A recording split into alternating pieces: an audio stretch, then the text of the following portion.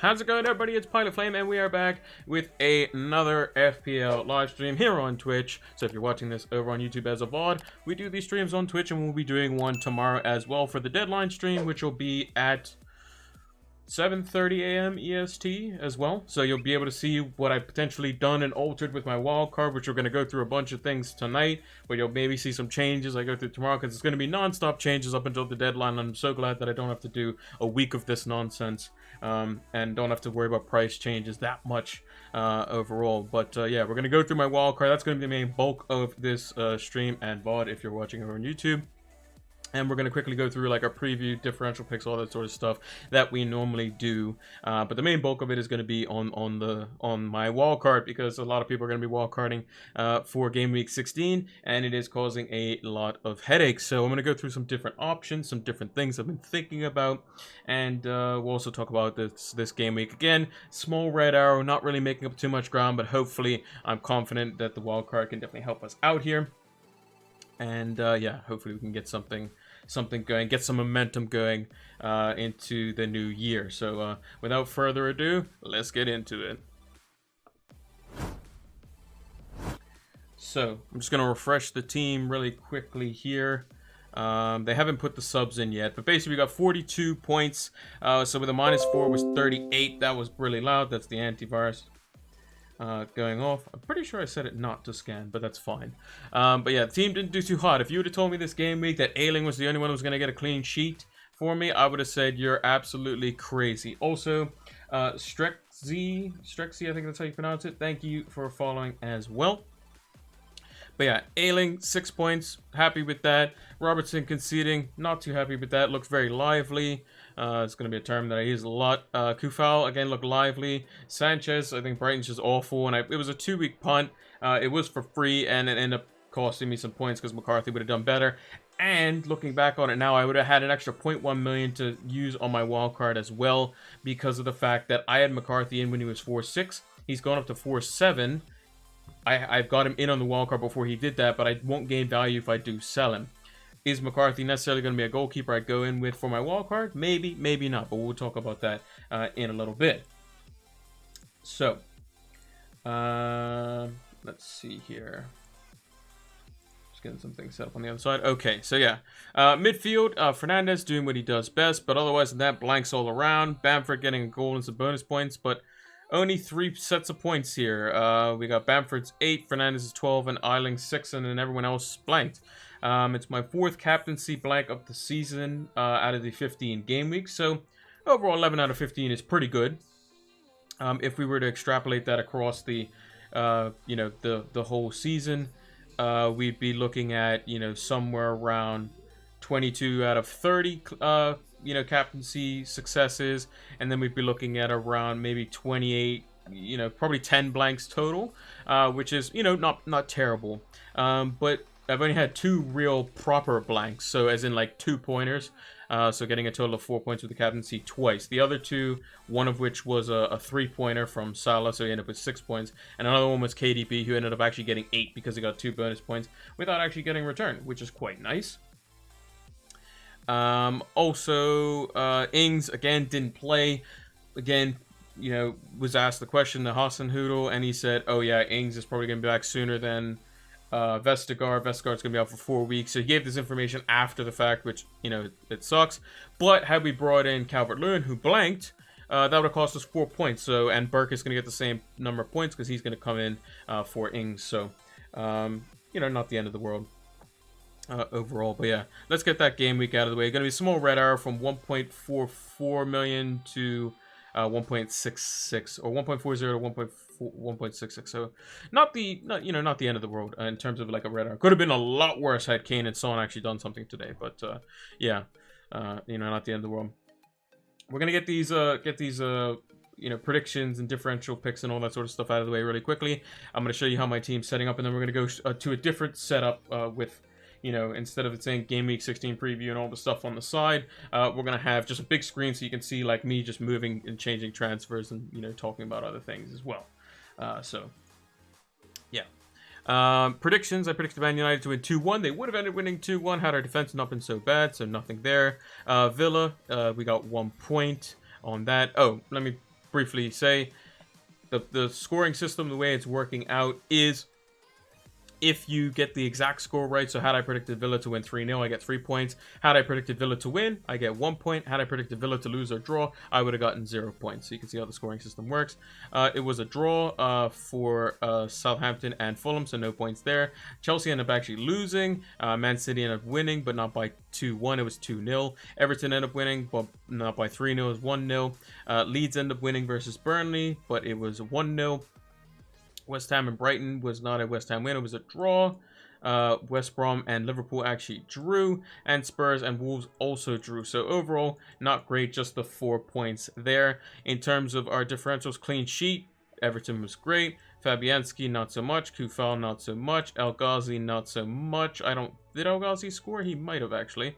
He did score actually. So we're not doing too bad on that front there. So actually we got to 3 out of the 5 differentials there. So overall, not too bad. Surprising fixture of the week was definitely Arsenal versus Chelsea. Some might say that Arsenal managed to fluke their way to 3 goals because they got a penalty. A free kick where, if you actually go back and look at it, the referee put the wall back like 15-20 yards. So it was too easy basically for Xhaka to put it in the top corner.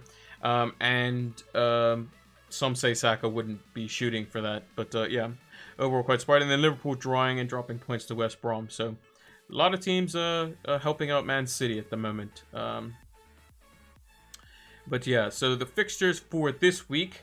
Let's just run through the predictions real quickly, and then we'll get on to my team ASAP. So we got the little notepad here. So Crystal Palace versus Leicester. I think Leicester win the game 2-0. I don't see Crystal Palace scoring this game. Leicester were actually quite, decent defensively versus United. There was a couple of times where United got in, with 1v1, but it was just great passing and great movement by the front players for United that was able to do that. I think they're going to be a lot more astute and a lot easier to keep solid basically versus Crystal Palace, because they don't really have that much movement up front. It's just bang the ball into the channel to Zaha or something like that, which they can definitely stop. Chelsea versus Aston Villa could be an interesting game. I think Chelsea will have to bounce back here. I think they'll just nudge it 2-1. Actually, I'm going to change that. I'm going to say it's going to be 2-2.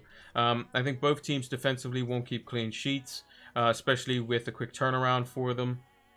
I think it's going to be 2-2. Everton versus Man City. I think Man City will win this game. I think Everton will probably score 1, but I think overall it'll be quite comfortable for City. I think 2-1 is a fair scoreline, and especially with Everton rotating slightly, I still think they'll manage to nick 1 though. Brighton versus Arsenal. This could be an anything score, but I think Brighton are so bad that I think Arsenal will probably end up winning the game. I think Arsenal are going to win it 1-0, just barely though. Burnley versus Sheffield United, in typical Burnley fashion, 1-0 scoreline. Should be no problems there. Southampton versus West Ham. I think it should be pretty straightforward for Southampton, although they don't have their first choice center back in Vestergaard. They don't have Ings in the team. Could be a bit tricky, but West Ham still don't have Antonio. I think there should be, some changes to the West Ham lineup because they just look pretty toothless, to be honest. Overall, and if they were playing against a worse team, they would have lost to Brighton today, no problem. But I think Southampton will win the game. I don't think they'll probably keep clean sheet, though. I think 2-1 is probably going to be a fair scoreline.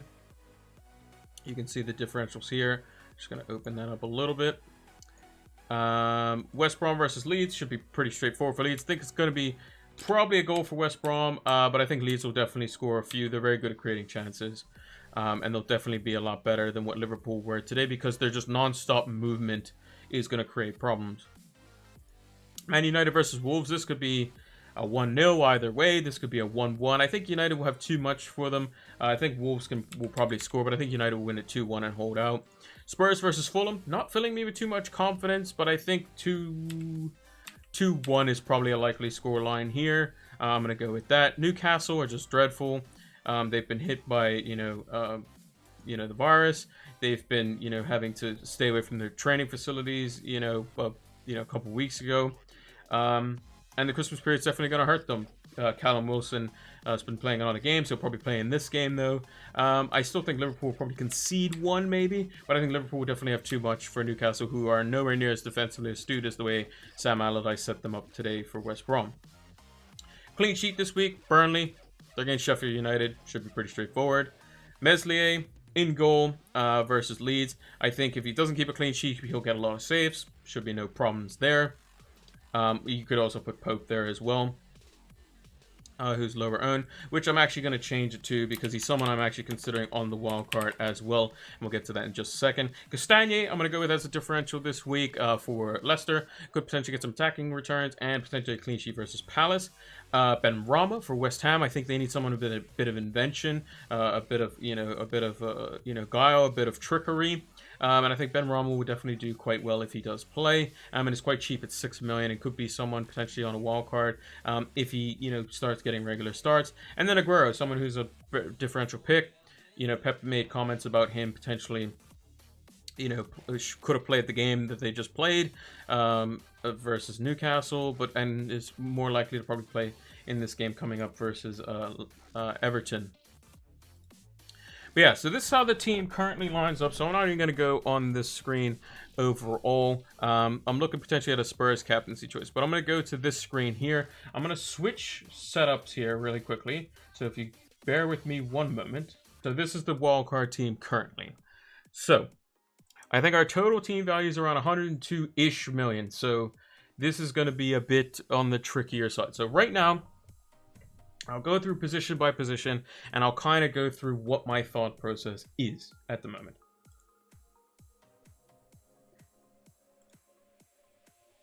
So, we have, let's talk about the goalkeepers first. So the goalkeepers, there's only a few that I'm considering. So, if we go to goalkeepers, Aubameyang and Wood for De Bruyne and DCL for a -4 for this week. Oh, get in Aubameyang and Chris Wood for De Bruyne and DCL for a -4. I wouldn't get Aubameyang this week. I think Brighton are bad, but I don't think Aubameyang may be fully fit yet. I would go towards more of if you can get the money. Maybe, well, you can get Son. If you don't have Fernandes, definitely get Fernandes. You can get a second Liverpool because Liverpool play Newcastle, so Mane could be good. Wood is also a good shout for Adams, for at least for the couple of game weeks. So basically, if you're on a wild card, right, this is what you have to consider before we even talk about the positions.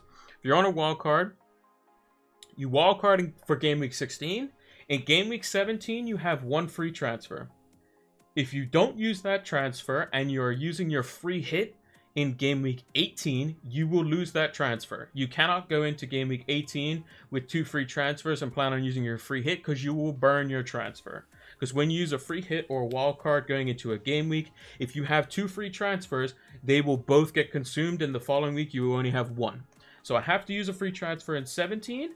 And I also have the ability to use a transfer in game week 19 as well when I get a bench boost, if I choose to do so. So I have the option. I have 2 free transfers effectively after my wildcard in game week 16, which I could potentially plan on using. So that leads us into this.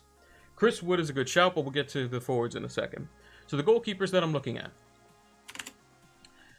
Johnston is a definite lock. Sam Johnston, if you're on a wildcard, I think he's probably the best cheap goalkeeper that is available. His fixtures are Wolves away, don't typically score very much, and West Ham away, who can be prevented from scoring goals. And he's 4.5, so he's going to be the cheapest possible one that has a double game week that you can get. He may go up in price tonight. I would say definitely look at him. Hey, Zaka, how's it going? We just got into the wildcard talk. We went through the previous stuff really quickly, and I had to switch setups, so it may have gotten cut off. But yeah. So Sam Johnston is, and he's going to get save points. So if we look at his history, he lost 3-0 to Aston Villa. Still got 7 saves. Man City 1-1, 6 saves, 4 saves, 6 saves, 6 saves. He gets a lot of saves. He does. Another goalkeeper that a lot of people are going to be having is Martinez. Now, if you look at Martinez's fixtures, he's versus Chelsea, he's versus Man United, he's versus Spurs. Now, at least 2 of those games, I would say he's probably not keeping a clean sheet. Also, Tyrone Mings is out as well. Now, if that was another team that wasn't Crystal Palace, they probably would have conceded. You would think. So the other goalkeepers that are potentially on is Meslier for Leeds, but I think that for Leeds, you're looking at two setups. Either Dallas, Rafinha, Bamford, or Rodrigo, Rafinha, and Bamford.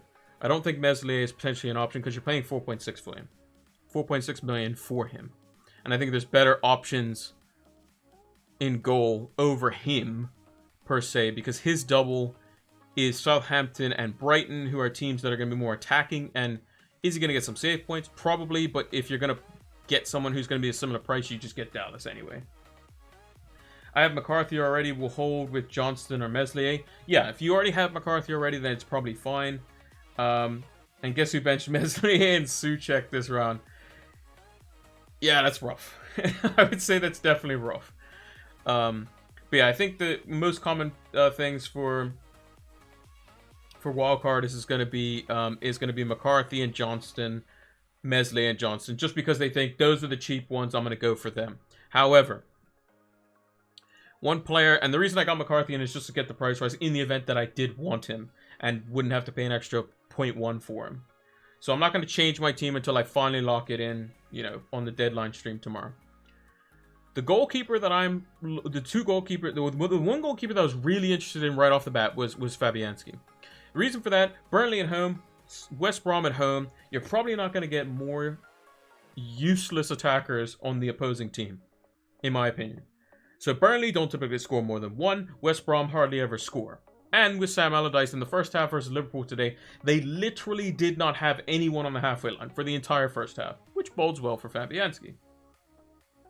I already have McCarthy and Meslier, so I don't even bother doing so. Yeah, exactly. So if you want to keep those two, you might as well keep both of them. I think they're both fine options. And yes, goalkeepers look nice overall. Now, for me, I think there's going to be a lot of people that are going to be going for those two, right? So if you look at positions where you could potentially make up some ground, if you can do the transfers like on a wildcard, it's going to be the goalkeeper position. However, with this strategy, I'll have to use one of my transfers. Either it'll have to be the transfer in Game Week 19, assuming I don't have anything else to worry about, right? And that's Nick Pope. And why would I bring in Nick Pope? Well, Sheffield United at home, Fulham at home. Very easily could be 2 clean sheets. And then in Game Week 19, we transfer him out for Fabianski. And it's a downwards transfer, so we're not going to lose. We're not going to, have to pay extra for him. He's actually 0.3 cheaper, as we can see, 5.4 versus 5.1.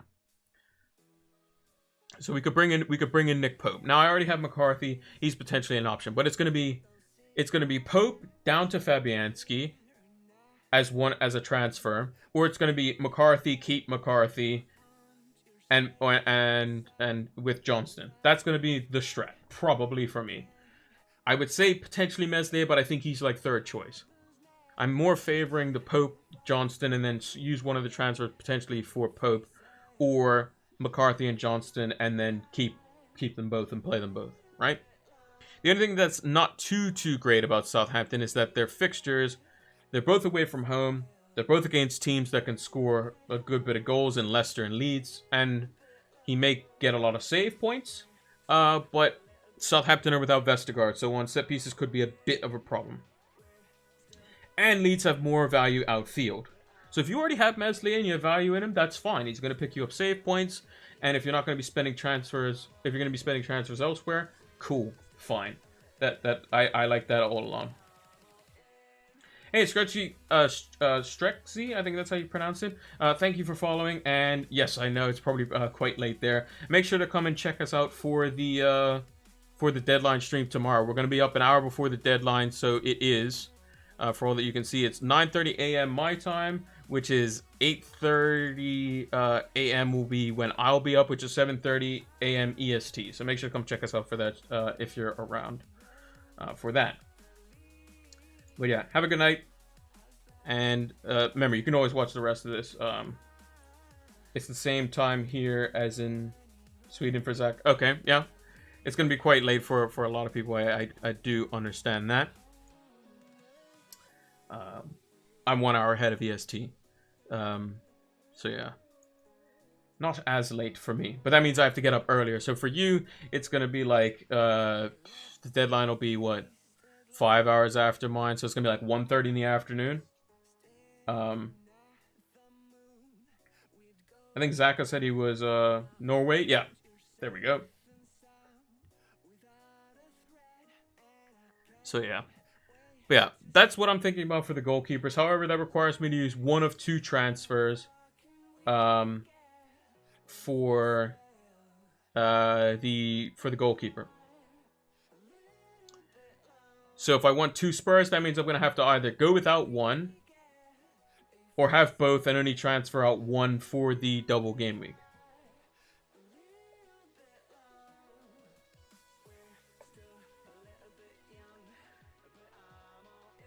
Haaland greater than Slat. Well, Haaland's still got a long ways to go as well. Potentially. Mind you, he is a bit of a machine at the moment. He is a bit of a machine. So yeah, in defense, I think it's pretty straightforward to keep Charlie Taylor. We brought him in because it made sense to do so.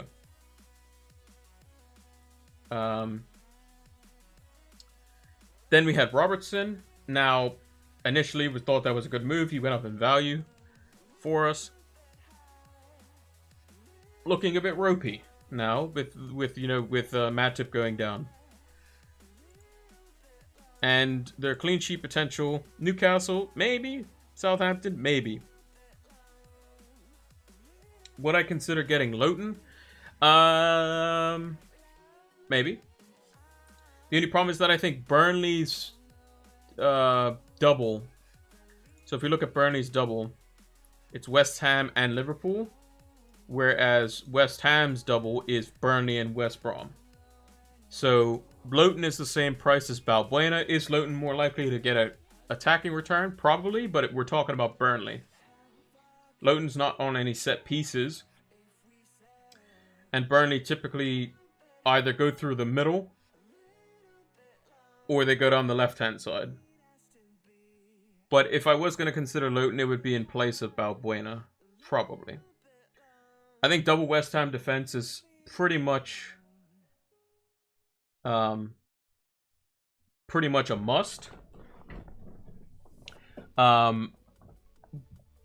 Whether it be goalkeeper, defender, or defender, I think. I mean to say point. Oh, I have Taylor at 4-4. So Taylor's the same price as Loughton for me. Unless Loughton's gone down. Let's see. No, Loughton's the same price as Taylor for me at the moment. But yeah, if you're going, like, I mean, Loughton plays 90 minutes every game, so if you haven't got Taylor in yet, I would say go Loughton then. Triple leads in West Ham, a bit risky, but what can go wrong? Just a game. Taylor may rise tonight as well. Yeah, exactly. So if you haven't got Taylor in already, you can go Loughton as well. Taylor's already got his typical 1 assist for the season. So what I would have to do in this instance, if I was going the Pope to Fabianski route, I couldn't have Balbuena, Kufal, and Souček because he would make Fabianski would be a fourth West Ham player. So I would need a cheaper defender in that category. So it would need to be somebody else, basically. I'd have to work out something to where that would be the case. So if I were to go, let's say if I were to go the Pope strategy, I would keep Taylor in because it just makes sense. We wouldn't have Dallas. We wouldn't have Adams. We would have Rodrigo.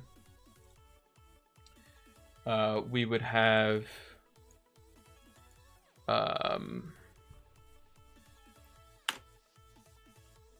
I would probably go with like Chelsea defense maybe. So I would go with like Reece James, who could get rotated this week, but it's whatever. And maybe like Zuma.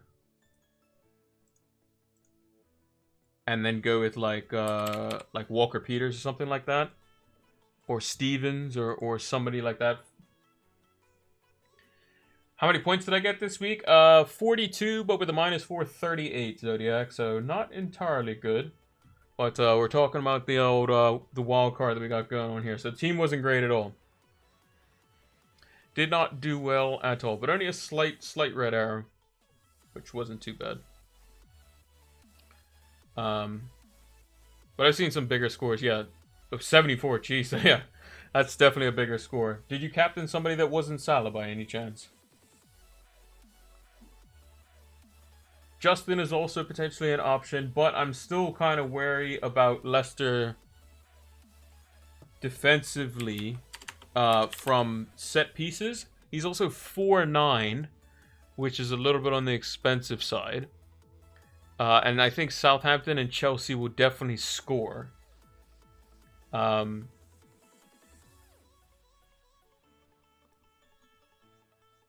Yeah, if I were to go to Pope strategy, it would be something like this in defense. In midfield, that midfield 5 is probably going to be the most common, I would think, among wildcarders.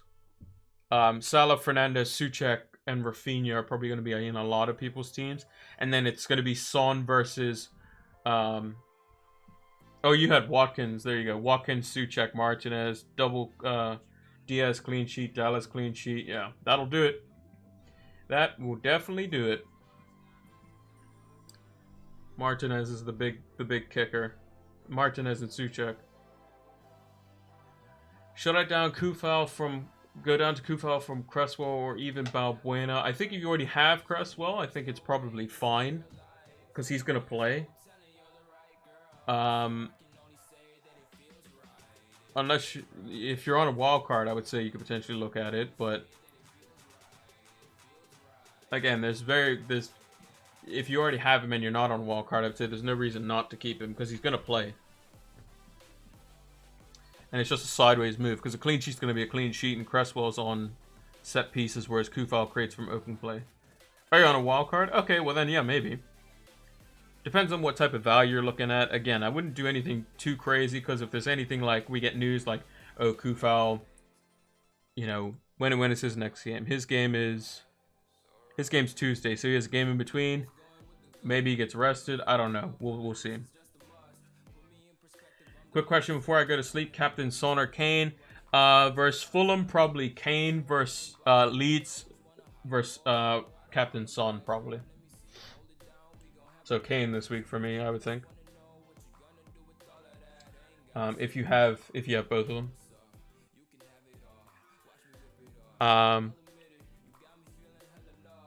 And then Kane or Vardy. I think it's a tough call because Vardy... The thing is, Vardy could be rested. That's the problem. What do we have? What's today? The 27th. So Vardy would have played Saturday. He would have then had to play on the 28th. So I think if you're gonna get Vardy,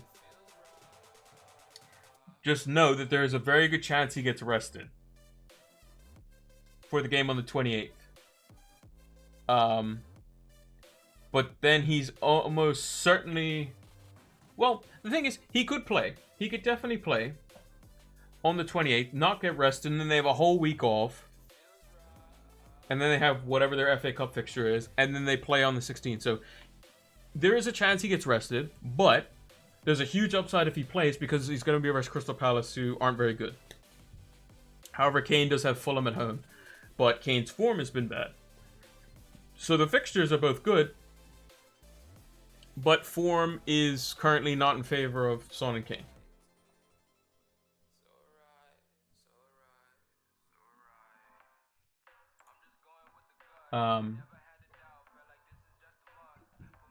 So... That's kind of the problem there. Maddison versus Rafinha. I think that the double game week favors Rafinha just because of his fixtures. Brighton at home, Southampton at home are great.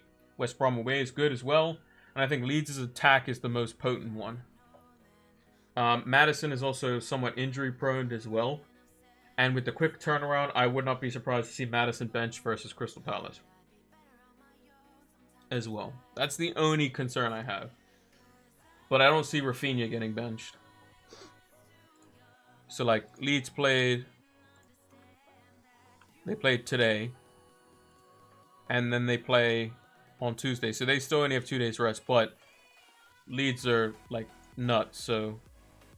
And it's Tuesday, Saturday. So they have a big rest in between. And Rafinha got hooked at 60-something. Rodrigo got hooked at 50-something. You know, and Leeds don't really rotate much at all. And they're kind of threadbare as well, as it stands. So I don't see them getting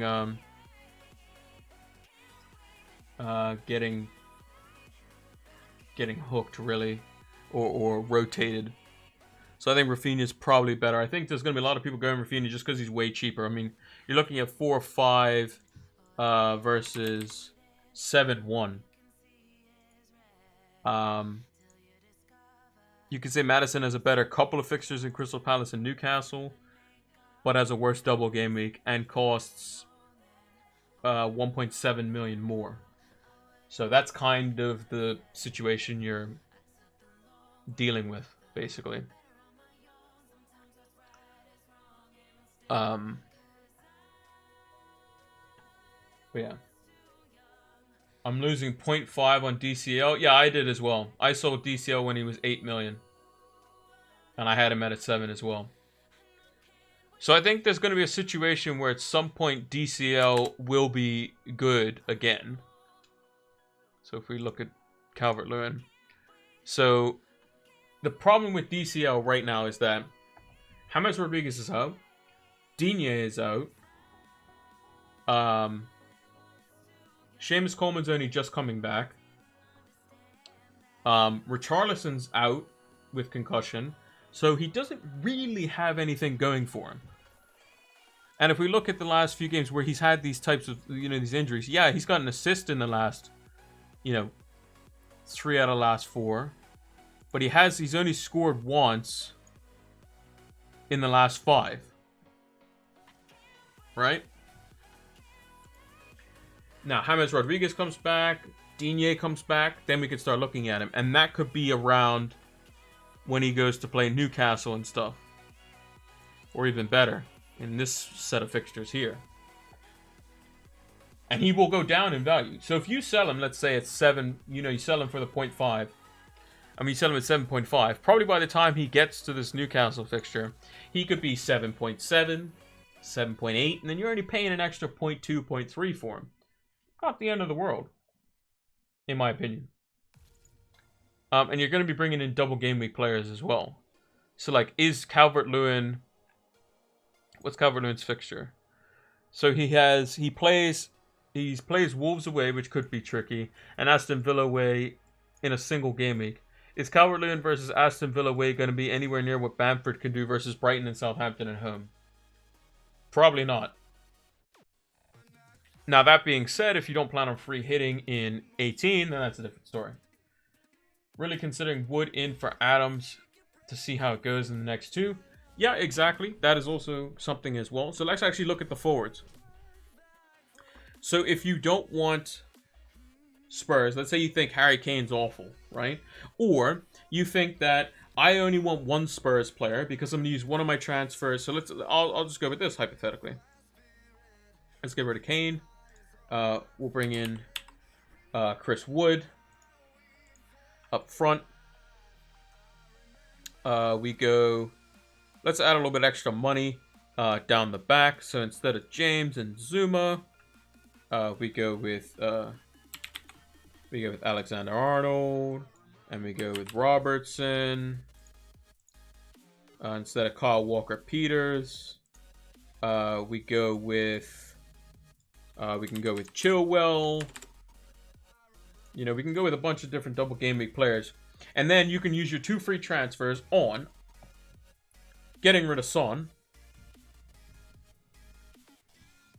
let's say you get rid of, or you can get rid of, you leave Chris Wood in there for the double game week versus West Ham and Liverpool. You just leave him in there. He's going to get you 2 points probably each way, but he might get you some points in these two fixtures, which is the great value for him. But then your 2 free fixtures, and if you were someone who kept McCarthy, you got 0.9. You can upgrade that for somebody else. Just trying to think who it could be. Probably not much else going on, but it could be just money that you can kind of use wherever. The 2 free transfers you can do is in game week 17.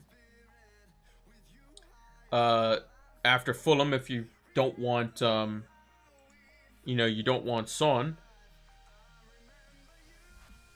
or Chris Wood, doesn't get anything versus Sheffield United, maybe you get rid of him, or you just keep him for the double game week. There's many different ways you can slice it. Because there's going to be a lot of people. I'm just going to reset it back to the previous team.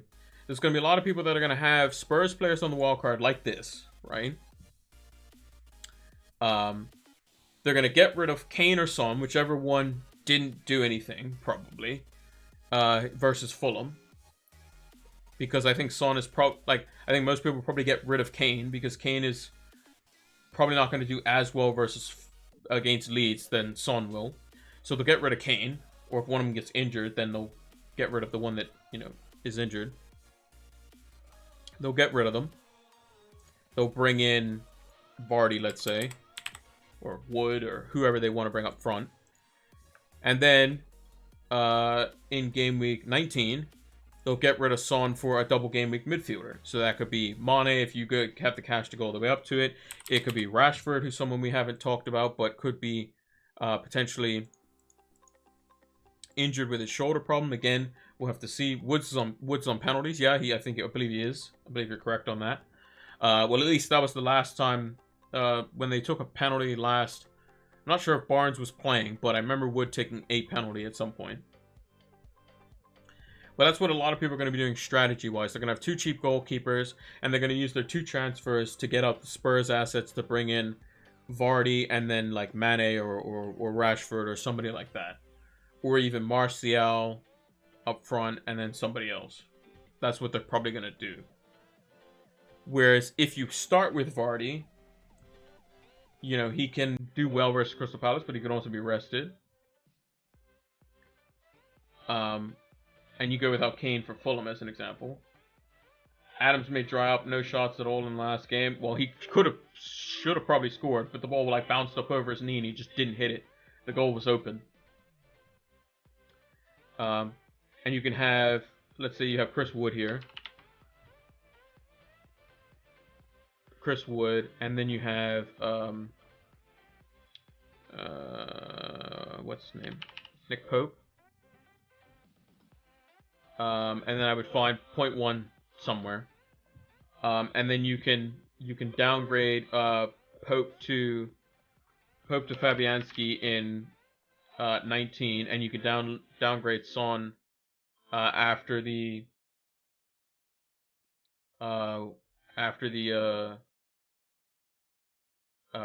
Fulham game if you don't want him, or you can just keep him. You can do whatever you want.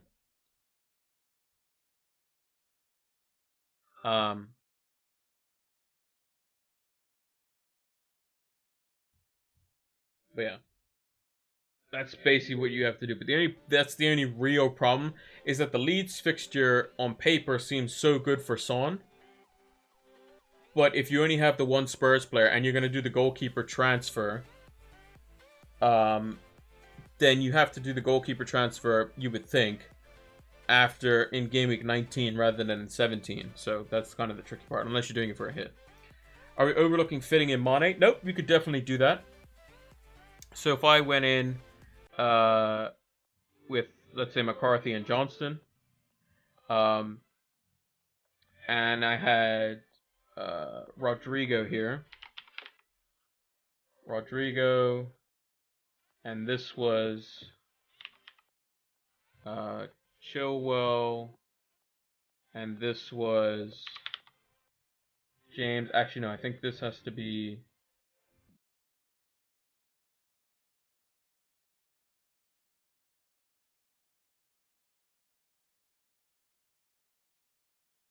17, make a transfer to do, let's say, or we have Kane, restore Kane. Game week 17 finishes. We had Kane captain. We get rid of him. We bring in Vardy. And then game week 19 rolls in. We get rid of Son. And we bring in Mane. Now, I have a lower team value than probably most people. With like a 102.1 or 102.2 team value. So if you have 103, 104, that sort of stuff, you should be able to get in Mane doing that, no problem. I would just need not Zuma, probably. Just get somebody else. I could just go like Walker Peters. Or whoever has a double game week fixture. And then I can even just have Fabianski to start. Or Pope. Or whoever. And then I can still have Mane. Like, there's many different ways you can definitely slice it. And then I would change Balbuena out for anyone 4.9 or less. So yeah, it's definitely possible. There's also ways to set up your team. So if I do, I'm just going to do Pope. Get rid of him, get rid of him.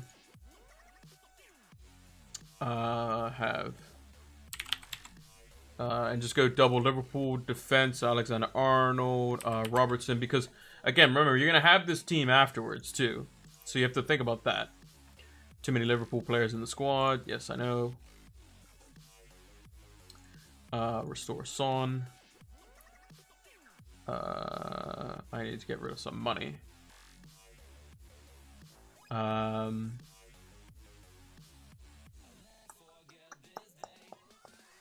need to get rid of some money. So this could be a situation where I go with like Madison and then go for a 4-point-something defender. So this could be, again, Walker Peters or Stevens or somebody like that in there. And then you would have one transfer. You can also, you can't start with Kane actually. You could use one transfer on something. So if you wanted to go with like, Lowton or somebody like that off the start, and you use your two transfers to like change some stuff up. So you get Lowton out for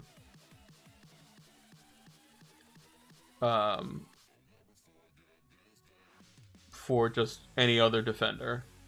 And then you get Pope for Fabianski, and then you just keep that team as is.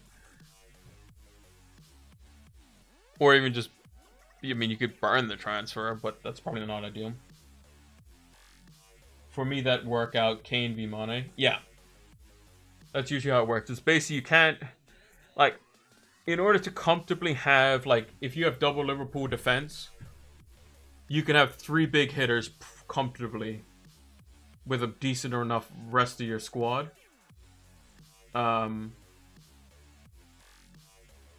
But that's the real kicker there, is that after that, you're looking at straining your team so much that it becomes a problem. If Chelsea's defense was more convincing, I would go double Chelsea defense, because I think versus... So if we look at... I'm just going to go Reece James. Reece James has, you know, Aston Villa at home, City at home, not great. Liverpool has Newcastle and Southampton, so you think maybe Newcastle in there. But, you know, maybe Chelsea keep a clean sheet versus Aston Villa, who knows. And then the double game week is Fulham and Leeds, or Leicester, sorry, and they're both away. I mean, you're wanting Vardy to score. Whereas Liverpool have Burnley, which will probably be a clean sheet, and Man United, which probably won't be, but again, they're more for their attacking turns. My way would be Salah, Bruno, Son, Souček, and Mane. Yeah, I mean, that's good too. And then you just go cheaper in defense. So it'd be... So let me see if I can get like a team that I like. So if I wanted to do... So if I had Pope, get rid of Dallas, get rid of him, get rid of Balbuena. So let's say I go Stevens from Southampton. I go James from Chelsea. I'm just gonna put in.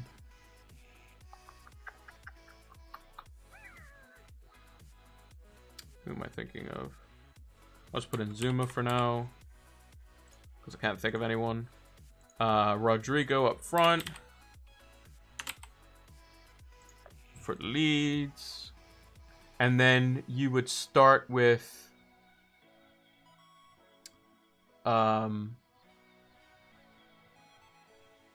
you could start with Vardy.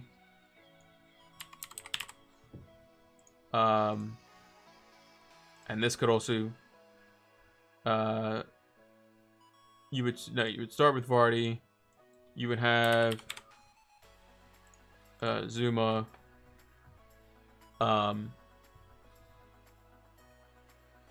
Or no, you just have a cheaper defender. Or you could just start with Mane. So if you just ignore Spurs, I mean if you want, you could do Mane here. You can get Kane here. And then you'd have to go cheaper in defense. So you'd have to be like Walker Peters, and then I'd be 0.1 off somewhere. So I'd have to start with Vardy in that scenario, but there's a lot of people that will have more money that will be able to do it a different way. You know, they'd be able to do it a different way just because of the way their team structure works, and how much, you know, funds they have. But yeah, I think that's definitely possible. The problem is that, do I see like the United versus Liverpool game being quite open? Maybe, but maybe not. Burnley could be a bit tricky. Burnley could be just like the way West Brom set up versus Liverpool. So I'd much favor United versus Liverpool away to get some type of more consistent attacking returns, and Fulham away because they're going to leave space. And then afterwards, United have Sheffield United at home. Should be 3 points. Arsenal away. Arsenal are terrible, and we should have beat them the first time. Southampton, Everton, West Brom, Newcastle. Those should all be 3 points. And then obviously Chelsea City isn't great, but yeah, it's a bit tricky overall. Bamford, Adams, and Wood. Yeah, I mean, you could do a lot in midfield with that, but the thing is, if you're gonna have just Son, I think you either have to have just Kane or both of them, and plan on transferring both out. The reason being is because either both of them, just Kane, or none, because I think Son has a very good fixture versus Leeds. And if you're going to take one of them out, Kane is probably going to be the one, because I think Son is more threatening versus Leeds, because basically Son will do exactly what Rashford pretty much did. He was just very unlucky not to score in that game, but could have scored a lot. Because they'll give him plenty of space. And I would bet Son to basically beat anyone in foot race ever. You would take Kane out after game week 16, going into game week 17 for Vardy, who has Newcastle away, so he can do just as well. You would have Son in for the Leeds game. Then you would take Son out for Mane because you have the funds in, or Rashford because they both have double game weeks. Take Kane and Vardy out of the question and go all in mid. Yeah, I mean, you could do that. So let's take a look at that. So if you had, because the Wood has a double game week, but again, not ideal. You go Mane. Actually, let's just go. I'm just gonna go Rodrigo just for see how much money I can actually get. We wouldn't have Dallas. We could go. We could go Pope here. We can go Chilwell here. And we can go Reece James here. And then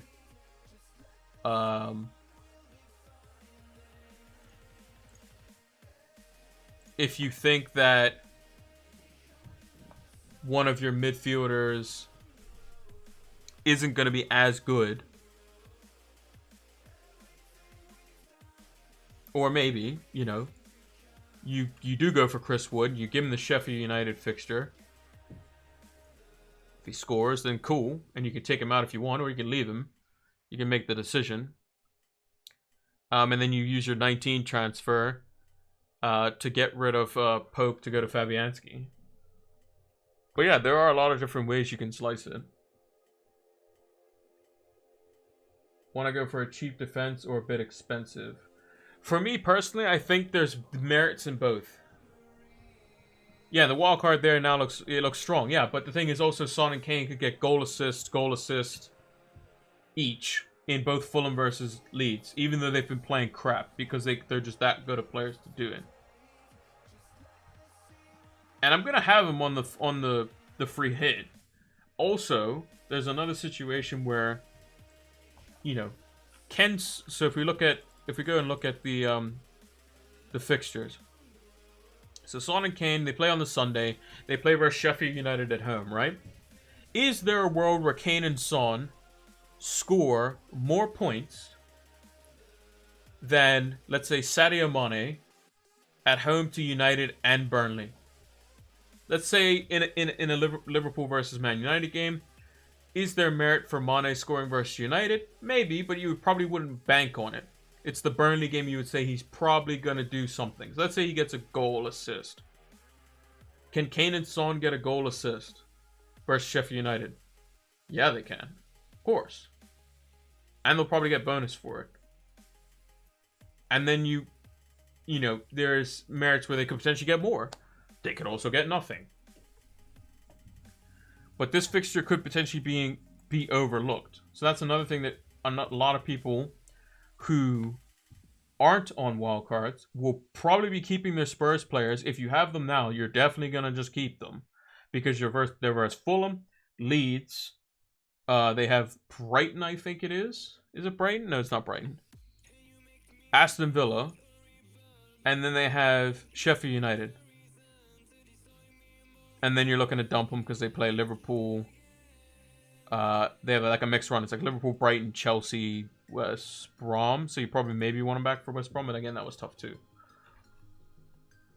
But again, you can get more value that potentially longer term can help you out. So let's say forward. So let's go back to Rodrigo. So if you look at this team that we have up, right? Not Rodrigo. So let's say we do that transfer.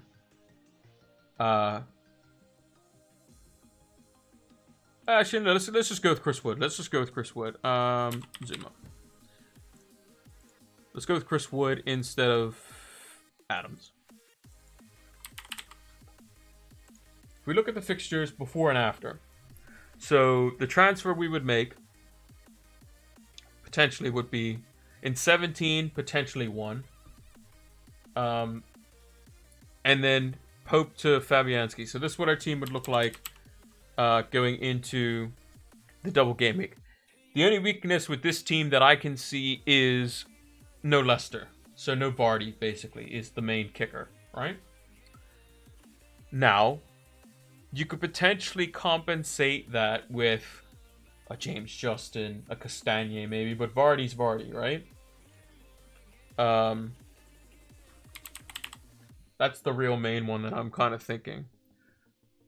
So away from home this season, 12 points, 8 points, okay, 2 points there, 14 points, 7 points, 17 points, 13 points. Away from home, Vardy is nuts. And we look at the double game week, he has 2 home fixtures. So you're thinking, not as good as at home, but he is versus Chelsea. And he does do well versus the top 6 teams. or the big 6 teams, whatever you want to call them.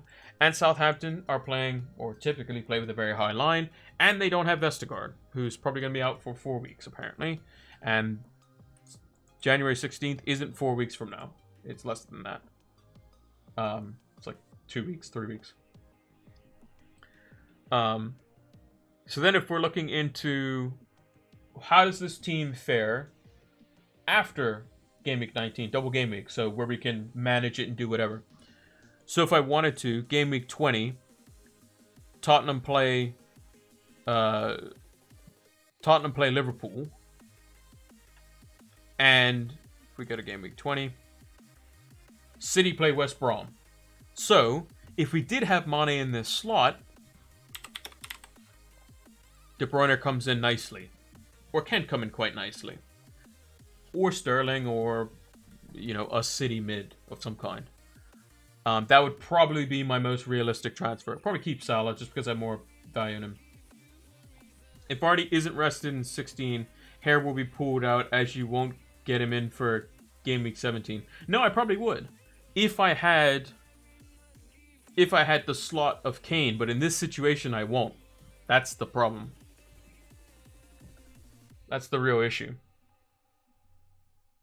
But yeah, this leaves an easy avenue to get to KDB, because if I had the other way, where I had Rashford, I don't think I have enough money to go from Rashford straight up to KDB for the West Brom, Sheffield United, Burnley fixtures without a hit of some kind. So we need an exit plan. So in this game, I would take out Mane, bring in De Bruyne. Who would I play in 20? So Crystal Palace away, Man City at home. So I would play Fabianski this game week. Aston Villa at home, Wolves at home, Spurs away, Crystal Palace away. So I mean, I probably would just play Zuma, James, Robertson anyway, just because of potential attacking returns. Fabianski. Souček has Crystal Palace, so I would probably play him. Would I play him over Rafinha? Who does Rafinha play in 20? Newcastle, so maybe Rafinha over Souček. And then who does Chris Wood have? Chris Wood has Aston Villa at home. Maybe I would just play Rafinha, Rodrigo, and Bamford, and play 5 in midfield with Souček. Just play Souček over Chris Wood, and then play 3 at the back in Game Week 20. So if I go to my current wildcard team, let's say I do the strategy where I get Kane out, I bring in Vardy. So this is a team that can manage Vardy as an example. I get Son out, which, as you can tell, I don't have money to go to Mane at all. And I get, let's say, Rashford, right? With my current setup of the players that we could potentially be looking at in this type of setup, which is what a lot of people are going to potentially go for, because a lot of people may be thinking about Dallas over the likes of Rodrigo. I can't get Rashford to De Bruyne in one move. That's the only problem. What I can do, though, is for this fixture here, this West Brom fixture, Leicester play Everton away, which is probably good for Vardy, but might not be. Leicester then play Leeds, and then play Fulham. So we're looking at fixtures, and then who's after that for Leicester? And then Wolves. Okay, so their next 3 fixtures, even after the double game week, are good. So would I even want to get rid of Vardy for, let's say, Aguero or somebody like that? Maybe not. And are Liverpool's fixtures so good? I mean, Newcastle, they'll probably do well. But again, they just came off a 1-1 draw against a team that sat back. Are Newcastle as good defensively as West Brom? In past game weeks, they have been, but now that Sam Allardyce's in, different story. Southampton, not necessarily good defensively, but McCarthy's picked it up. Is Mane worth having in the double game week versus Man United and Burnley over, let's say, Rashford, who could potentially be more threatening? because both games are away from home. And Rashford has been better away from home if we go and take a quick look. So at home this season, Rashford 2 points, 2 points, 2 points, 2 points, 3 points, 3 points, 2 points. Nothing. Absolutely nothing. Away from home, 7, 14, 6, 5, 5, 15, 7. It's great. But don't worry that Leeds got Tottenham in game week 17. Exactly. That's the real problem. That's why I like this strategy where you have Kane and Son to start.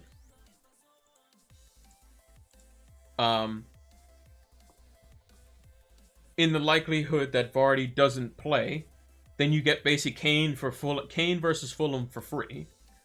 You then bring in Vardy after the fact because for Kane, because you know he's going to play.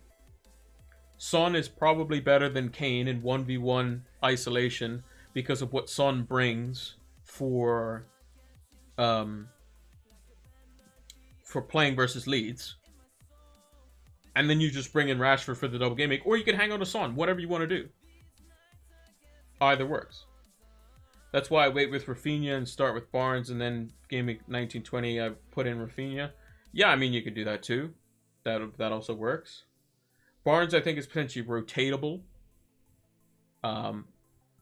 Whereas Vardy and Kane are kind of not really. Kane maybe, Vardy maybe, because they do have Iheanacho and Vinicius as like their backups that can come in. But the likelihood that Kane gets rested is not going to happen. The likelihood that Vardy gets rested, unless he's injured, is not going to happen. But there is a chance that Vardy does get rested because it's 48 hours between their games. Because they played on Saturday, and their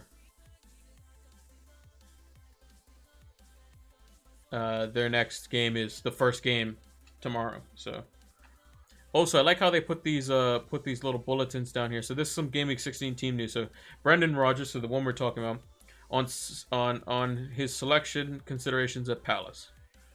So he says, we'll look at it closer. We don't want to risk injury. Rodgers told the media ahead of Monday's encounter with Palace in South London, where Leicester City enjoyed a 2-0 victory last season.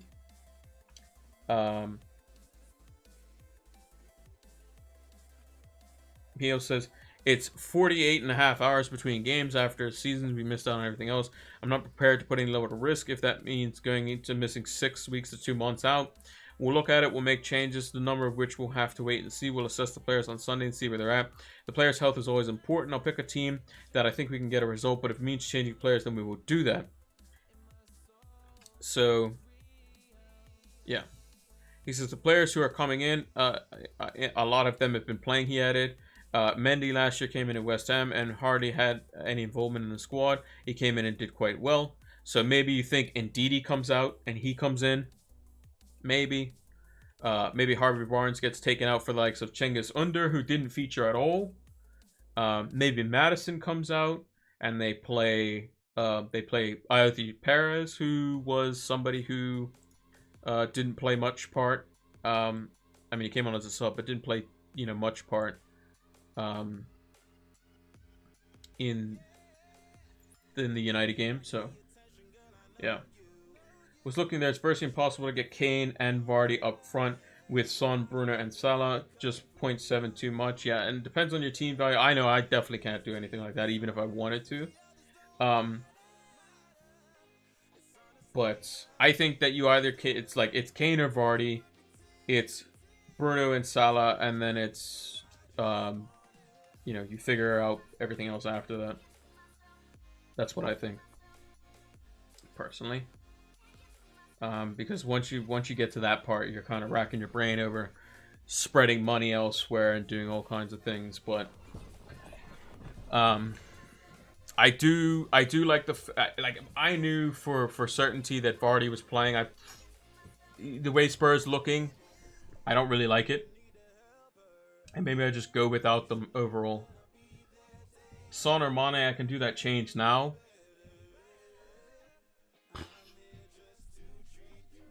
It's tough. It's tough. Newcastle are, again, like I said, this is what you're thinking has to be. Mane scored versus West Brom. Took his chance very well. But again, West Brom only kept them to one goal. And Liverpool's big chances that they've been creating have been going down over the past few games. Obviously, Crystal Palace being the outlier. Newcastle are going to sit in. They're going to frustrate Liverpool. Southampton will give them space. Son is up against Fulham, who's going to give him space. Leeds are going to give him space. So I think Son personally is better because of the fact that if you're going to keep him for both of those fixtures. That's just me. I think Son is better. Now you can always make that change from Son to Mane for the double game week because that makes sense. You can make a transfer in 19. I think that's perfectly fine. You don't need to have Mane versus Newcastle and Southampton away.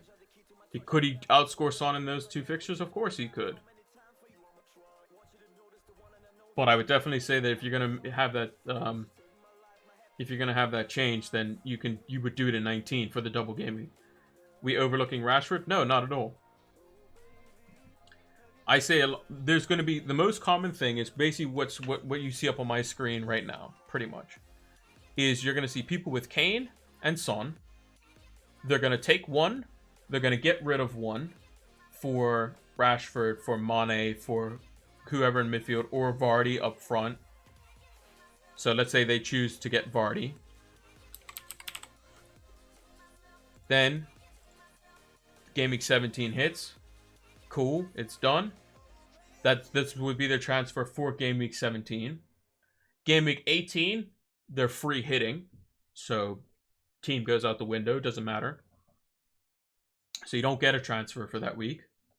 And you're probably going to have Kane and Son in for the Game Week 18 fixture anyway, because they play Villa, and you're probably going to have triple Spurs, triple City. Game Week 19, get rid of Son for Mane or Rashford. Now, Rashford's easier to go to for Son because he's less money. Mane, you have to account for price changes and go up to him. And then Rashford has the double game week.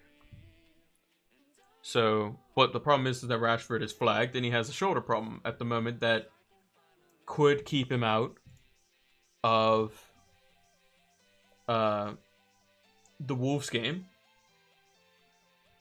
Then he might be rested. He'll probably play in the Aston Villa game. He'll probably be rested in the FA Cup game, and then he'll be back for the double game week versus Liverpool. He's definitely going to play versus Liverpool. He will make sure that he can play versus Liverpool. 100%. He will make... He could have a broken leg, and he'll probably still find a way to play against Liverpool. Because of how important the game is. He'll make sure of it, basically. But yeah. That was kind of my initial plan. And then going with obviously the cheap goalkeepers. I like the idea of Pope, but again, it makes it so that you have to swap somebody in and out. And you could just keep Son versus Sheffield United and go with that. But, again, Spurs and Liverpool didn't fill me with confidence in today's game. So, we'll have to see. But, yeah, I think we're going to end it here. Let me switch over to... I don't even have the full screen on this one in the setup. But anyway, I think that's going to do it for now. We will be back for the deadline stream. Again, I'm just going to scroll down here. So it is 9:30 a.m. is the deadline, which means I'm going to be live at 8:30 a.m. my time, which is 1 hour ahead of EST. So we're going to be live 7:30 a.m. EST tomorrow. So that's going to be in, what's that? 1, 2, 3, like 10 hours from now, thereabouts, give or take. So yeah, we're going to be up 1 hour before whatever this number says here. For that deadline, and then following week, that deadline we won't be available for, but we'll do a stream, the deadline stream the night before on the Thursday, and we'll do the preview stream on the Wednesday as per normal. Yeah, that's going to do it. Make sure to follow us on all the socials. Thank you again, Strexy, for the follow as well. Make sure to check us out over on YouTube. Subscribe over there. Follow us on Twitter for the official. I'll take a screenshot of my wildcard once it's done. If you don't follow us on the wildcard, or the final wildcard stream, as it were, the deadline stream tomorrow.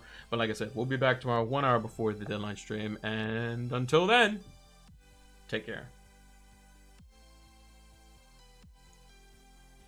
Oh, that's the stream ending, stream starting, full webcam. Anyway, I'm just going to end the stream there. Thanks for watching. Peace out.